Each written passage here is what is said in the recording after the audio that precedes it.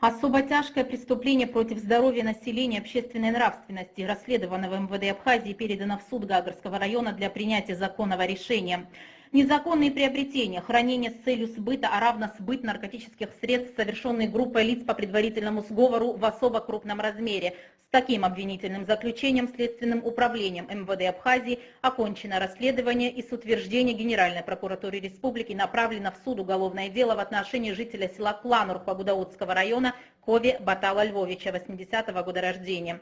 В ходе проведения оперативно-розыскных мероприятий в отношении Батала Кови, задержанного 24 ноября 2020 года, сотрудниками управления по контролю за оборотом наркотиков МВД по месту жительства последнего было изъято расфасованное в заизолированные свертки наркотическое средство метадон, уже подготовленное к реализации.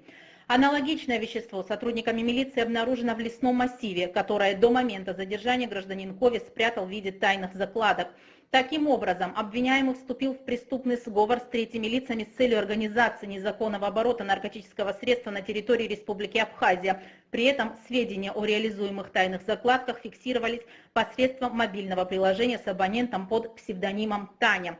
Собранная доказательная база, подтверждающая обвинение гражданина Кови во вменяемом ему преступлении, содержит постановление о представлении результатов оперативно-розыскной деятельности, свидетельские показания, акты обследования и заключения экспертов, протоколы осмотра предметов и документов, в том числе данные с изъятого сотового телефона обвиняемого с фотографиями мест сделанных закладок и географическими данными, а также непосредственно вещественные доказательства. Исходя из первичных объяснений гражданина Кови, обвиняемый за время своей преступной деятельности заработал порядка 400 тысяч рублей, осуществляя распространение наркотического средства на территории Республики Абхазия. Следствием в предъявленном обвинительном заключении не установлено в отношении гражданина Кови смягчающих обстоятельств. Фактом, отягчающим вину обвиняемого, является активное участие последнего в инкриминируемом ему преступлении. Гражданин Кови предстанет перед судом на расследование всех обстоятельств деятельности преступной группы, распространяющей наркотики на территории Абхазии, продолжается.